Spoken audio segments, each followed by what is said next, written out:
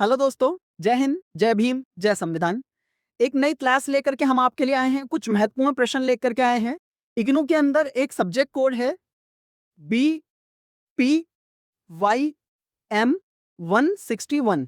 ये जो subject code है, ये पूरा फिलॉसफी पे बेस है, पूरा दर्शन के ऊपर बेस है ये जो सब्जेक्ट कोड है। और इसमें बहुत सारी फिलोसफीज के क्वेश्चन आते हैं हर साल। पर पाइथागोरस का दर्शन, पाइथागोरस फिलोसफी और अरस्तु का दर्शन, एरिस्टोटल्स फिलोसफी, ये इस एग्जाम के अंदर मस्ट पूछे जाने वाले प्रश्न हैं। कई बार एग्जाम्स में ऑलरेडी आ चुके हैं और आगे भी आ सकते हैं। तो आज हम आपको इन दोनों फिलोसफीज के बारे में बताएंगे इस क्लास के अंदर। वीडियो स्टार्ट करने से पहले मैं आप सबसे निवेदन करूंगा, प्लीज आप हमारे पेज को फॉलो, सब्सक्राइब कर दीजिए, वीडियो को लाइक कर दीजिए ताकि फ्यूचर के वीडियोस भी आप तक पहुंच सके। तो पहले हम जो पढ़ेंगे पाइथागोरस दर्शन के बारे में पढ़ेंगे। पाइथागोरस फिलोसफी क्या होती है? ईसा पूर्व 6ठी शताब्दी के यूनानी दार्शनिक पाइथागोरस का दर्शन गणित और रहस्यवाद का अद्भुत मिश्रण है। आपने अपनी बुक्स के अंदर, अपनी किताबों के अंदर गणित की स्पेशली पाइथागोरस का जिक्र सुना होगा। पाइथागोरस परिमेय का आपने ये शब्द सुना होगा, हेडिंग देखे होंगे पाइथागोरस परिमेय के। ये जो पाइथागोरस हैं, ये एक यूनानी दार्शनिक है, मतलब ग्रीस के दार्शनिक है, वेस्टर्न एक फिलोसोफर हैं। और इनकी जो फिलोसफीज हैं वो ज्यादातर किससे प्रेरित हैं? गणित से और रहस्यवाद से। गणित आप सब लोग समझते ही है, रहस्यवाद वे पद्धति है जिसमें आत्मा का परमात्मा से मिलन होता है। आत्मा जो है वो बंद आंखों से, या मनुष्य बंद आंखों से अपनी आत्मा की चेतना से ईश्वर को हमेशा मानता है कि मेरा ईश्वर मेरे साथ जुड़ा हुआ है। मतलब मेरा जो भगवान है, जो मेरा खुदा है, जो मेरा अल्लाह है, उससे मेरा कनेक्शन जो है वो डायरेक्ट कनेक्शन है। ये होता है रहस्यवाद के अंदर। उनके दर्शन के मुख्य बिंदु निम्नलिखित हैं। अब इनके जो ये जो दर्शन है इसका, इसके कुछ मुख्य बिंदु हैं, उनको हम समझ लेते हैं, जान लेते हैं। पहले आता है इसमें संख्या ही सत्य है। देखिए, जैसे आपने देखा पाइथागोरस जो है वो गणित से जुड़े हुए दार्शनिक हैं। तो पाइथागोरस का मानना था कि ब्रह्मांड की मूल इकाई संख्याएं हैं। ब्रह्मांड की मूल इकाई क्या है? संख्या है। उनके अनुसार संगीत से लेकर ग्रहों की गति और ज्यामितीय आकृतियां सब कुछ गणितीय नियमों से बना हुआ है। अब देखिए, दिन से रात होता है, फिर रात से दिन हो जाता है, तो ये भी एक तरीके का गणित ही तो चल रहा है ना। हम जो समय है, समय एक गणित ही तो है। अगर एक घंटे के अंदर 60 मिनट है और एक साल के अंदर 365 दिन है, तो ये सब गणित की वजह से तो हम समझ पा रहे हैं। तो ये क्या है? गणित ही है। कौन सा ग्रह किस दिशा में कब होगा, ये भी तो पूरा गणित ही है। हाँ, ये भी तो पूरा एक मतलब नंबर गेम ही है। हाँ, सारी चीजें क्या है? एक तरीके से गणित से जुड़ी हुई हैं। सूरज कितने समय तक पृथ्वी के उस दिशा में रहेगा कि पृथ्वी पर प्रकाश जा सके, या चंद्रमा का जो राउंड है, चंद्रमा जो राउंड ले रहा है, या पृथ्वी जो राउंड ले रही है चंद्रमा का या सूर्य का, है ना। तो वो भी सब एक गणित से जुड़ा हुआ है। पूरा ये गणित सिस्टम है, पूरा पूरा एक ये मैथ सिस्टम है। तो ये जो दार्शनिक है पाइथागोरस जो है, ये भी इसी चीज को कह रहे हैं कि ये जितना भी पूरा ब्रह्मांड है, ये क्या है? एक तरीके का गणित है, ये एक तरीके का मैथ है। पूरी संख्याओं में इंसान को ये सारी चीजें समझ में आती है, नजर में आती है ना।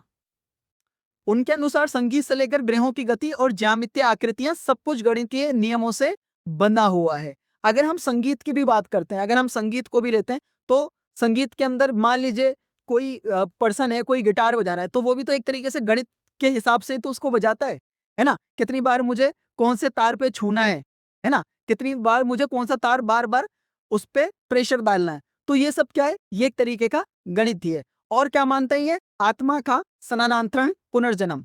उनका दर्शन धार्मिक और आध्यात्मिक था। वे मानते थे कि आत्मा अमर है और मृत्यु के बाद वे एक शरीर से दूसरे शरीर, चाहे मनुष्य हो या पशु, में प्रवेश करती है। अब देखिए, यहाँ पर इनका जो कनेक्शन हो रहा है एक तरीके से, इनकी तो फिलॉसफी आ रही है, वो कहाँ पर आ रही है? अध्यात्म पे आ रही है। इनकी फिलॉसफी कहाँ आ रही है? अब रहस्यवाद में आ रही है। ये क्या कह रहे हैं? उनका दर्शन धार्मिक था और आध्यात्मिक था। वे मानते थे कि आत्मा अमर है। हमारे अंदर की जो आत्मा होती है वो कभी मरती नहीं है। सिर्फ मरता क्या है? हमारा शरीर मरता है। और मृत्यु के बाद वह एक शरीर से दूसरे शरीर, चाहे मनुष्य हो या पशु पशु में प्रवेश करती है। हमारी आत्मा आज हमारे अंदर है। जब ये शरीर को ये त्याग देगी, जब ये शरीर का अंत हो जाएगा, तो ये क्या होगी? दूसरे बॉडी में, दूसरे शरीर के अंदर ट्रांसफर हो जाएगी। शुद्ध जीवन शैली, उन्होंने नैतिक शुद्धि और अनुशासन पर जोर दिया। नैतिक शुद्धि मतलब अच्छे कार्य, बेहतर काम, बेहतर कार्य, किसी को दुख ना देना, जानवरों से प्रेम, है ना, और अनुशासन में, है ना। उनके अनुयायी एक शाकाहारी और रहस्यमय जीवन जीते थे। उनके जो अनुयायी भी थे वो क्या थे, एक तरीके से उनके अनुयायी भी, जबकि यूरोपियन कंट्रीज में तो जहां तक देखा जाए तो वहां पर एक तरीके से मांसाहारी लोग ज्यादा मिलेंगे आपको, शाकाहारी लोग, क्योंकि वहां पर इतनी ठंड पड़ती है तो वहां पर लोगों को अपने शरीर को गर्म करने के लिए मांस का सहारा लेना ही पड़ता है। पर उनके जो अनुयायी थे वो शाकाहारी थे और रहस्यमय जीवन जीते थे, है ना। अब हम आगे चलते हैं। अब हम समझते हैं अरस्तु का दर्शन, एरिस्टोटल्स फिलोसफी। अभी तक हमने पाइथागोरस के दर्शन को देखा, अब हम अरस्तु के दर्शन पर आते हैं। प्लेटो के शिष्य और सिकंदर के गुरु अरस्तु 384 से 322 ईसा पूर्व पाश्चात्य जगत के सबसे महान तर्कशास्त्रियों में से एक हैं। उनका दृष्टिकोण वैज्ञानिक और व्यवहारिक था। ये कौन थे? प्लेटो के शिष्य थे और सिकंदर के गुरु थे अरस्तु।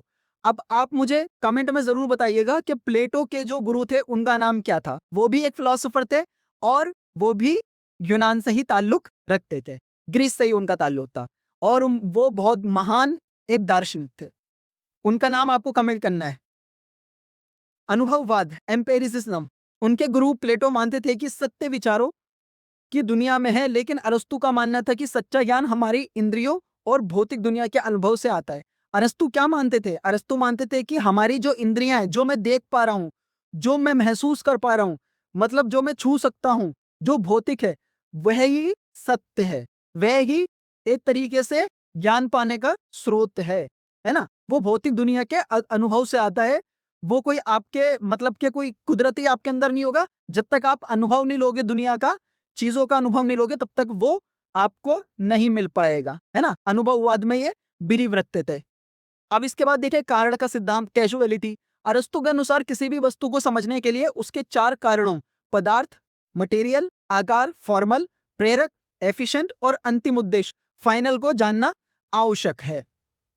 टेलियोलॉजी क्या कहती है इसमें? उनके दर्शन में हर वस्तु का एक पूर्व निर्धारित उद्देश्य होता है, यानी कि जो भी चीज दुनिया में हो रही है, जो भी चीज दुनिया के अंदर है, उसके पीछे क्या है? एक रीजन होता है।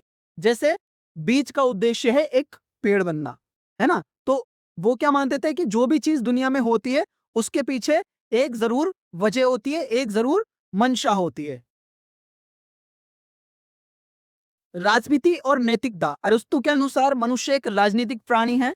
वह राज्य को एक प्राकृतिक संस्था मानते थे जिसका उद्देश्य नागरिकों को एक सद्गुणी और संपूर्ण जीवन प्रदान करना है।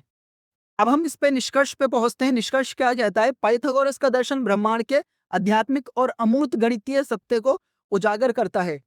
पूरे ब्रह्मांड में जो भी सारी चीजें चल रही हैं वो एक मैथमेटिकली सिस्टम से चल रही है, ये कहना है पाइथागोरस दर्शन का। जबकि अरस्तु का दर्शन हमें तर्क, विज्ञान और भौतिक अनुभव के आधार पर जीना सिखाता है। यानी कि भौतिक जो हमारे अनुभव है, विज्ञान है और तर्क वितर्क के आधार पर हमें समझ में आती है चीजें, वो किसका दर्शन है?